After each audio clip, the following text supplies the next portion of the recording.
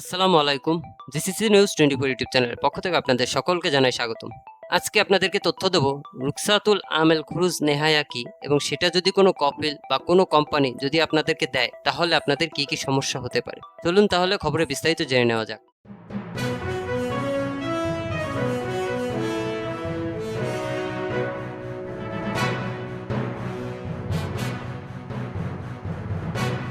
বন্ধুরা, অনেক প্রবাসী ভাই আমাদেরকে বারবার প্রশ্ন করে থাকে যে ভাই আমাকে কপিল কোনো রুখসাতুল আমেল খুরুজ নেহায়া দিয়েছে কিনা এটা আমি কিভাবে বুঝবো, বা যদি আমাকে রুখসাতুল আমেল খুরুজ নেহায়া দেয়, ইকামা করে দেয়, সেক্ষেত্রে আমার কি প্রবলেম হতে পারে। রুখসাতুল আমেল খুরুজ নেহায়া দিয়ে আপনাদের ইকামা যদি কোনো কোম্পানি বানায় তাহলে আপনারা কিন্তু প্রথমেই বুঝতে পারবেন। নম্বর বোঝার উপায় হচ্ছে সেটা হচ্ছে যেমন আপনারা ইকামা রিনিউ করি তখন কিন্তু আমাদের কম্পিউটার সিস্টেমে আমাদের কিন্তু জাওজাত ফি বা মুক্তবল আমেল পেমেন্ট করতে হয়। তো আমরা যখন পেমেন্ট করতে যাই তখন কিন্তু সেখানে উল্লেখ থাকে যে আপনি কি 3 মাসের ইকামা বানাবেন, আপনি কি 6 মাসের ইকামা রিনিউ করবেন, নাকি আপনি 12 মাসের, 24 বা 48 মাসের কত মাসের ইকামা রিনিউ করবেন, সেটা কিন্তু ব্যাংকিং সিস্টেমে আপনাকে প্রশ্ন করেন। তখন আমরা যখন যেটা সিলেক্ট করি তখন আমাদের সেটা রিনিউ হয়। কিন্তু আপনারা কি কখনো দেখেছেন যে আপনারা যখন 24 বা 48 মাসের ইকামা একসাথে বানাতে যাবে তখন কিন্তু আপনাদের টাকাটা আপনাদের ডিপোজিট করতে পারবেন না, কারণ এটা কিন্তু সিস্টেম দেখাচ্ছে যে আপনি 12 বা 24 মাস বা 48 মাস বা তারও বেশি ইকামা বানাতে পারবেন, কিন্তু সেই টাকাগুলো যখন আপনি পেমেন্ট করতে যাবেন তখন কিন্তু সিস্টেম সেই টাকাগুলো নেবে না। শুধুমাত্র সর্বোচ্চ আপনার 12 মাস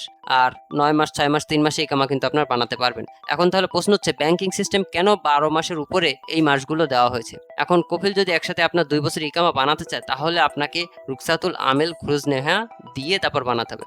তারপর 2 বছর ইকামা বানাবে, তখন ব্যাংকিং সিস্টেমে আপনার 2 বছরের টাকা কিন্তু ডিপোজিট করতে পারবে। এখন এটা করবে তখন যখন মুক্তবল আমেল কমে যাবে, তাই কপিল এটা করে। এখন প্রশ্ন হচ্ছে যদি এভাবে ইকামা বানায় তাহলে কি কি প্রবলেম আপনাদের হতে পারে। প্রথম বিষয়টি হচ্ছে যখন আপনি তলব দিবেন তলব আর হবে না।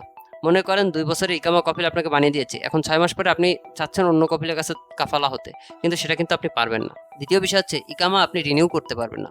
3 নম্বর বিষয় হচ্ছে আপনার ইকামার সময় শেষ হলে অটোমেটিক খুরুজ চলে আসবে, যার কারণে কিন্তু পরে যতদিন সৌদি আরবে আপনি থাকবেন ততদিন আপনাকে অবৈধভাবে থাকতে হবে বা দেশে চলে যেতে হবে।